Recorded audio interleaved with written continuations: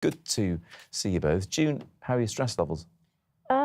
They're not too bad right now, but they were quite bad this morning when I woke up and suddenly realised, like, oh my God, it's tomorrow. Has it been worse than you expected?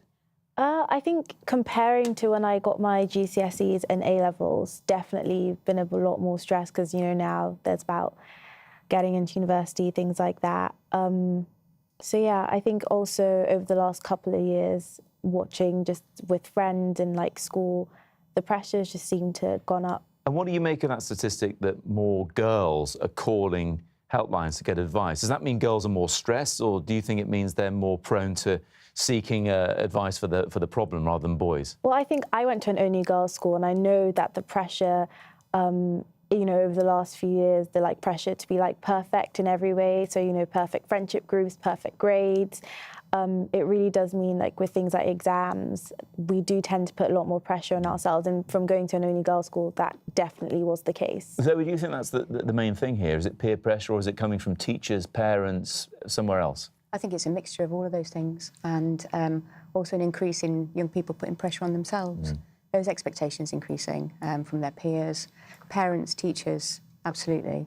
But also from themselves and what they want to achieve with their lives. And you're also getting more calls. We are getting more calls, and on our website we've seen an increase in traffic around exams and stress-related problems, yeah. So what are the coping mechanisms? So coping, we say tonight, obviously, start coping tonight. Have a bath, make a list about all the people that you would like to contact tomorrow.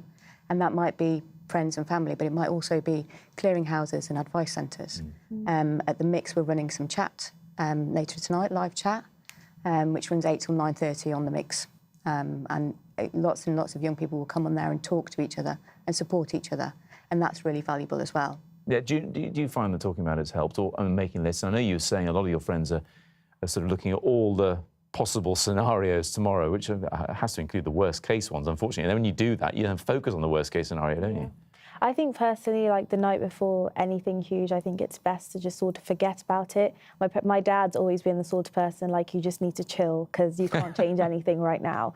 And then obviously, you know, have in mind like things to do, but I don't think there's any point, you know, sitting down and saying, you know, if I get 3 C's, it's what's going to happen if I get 2 A stars and an A, because there's no point. You don't know.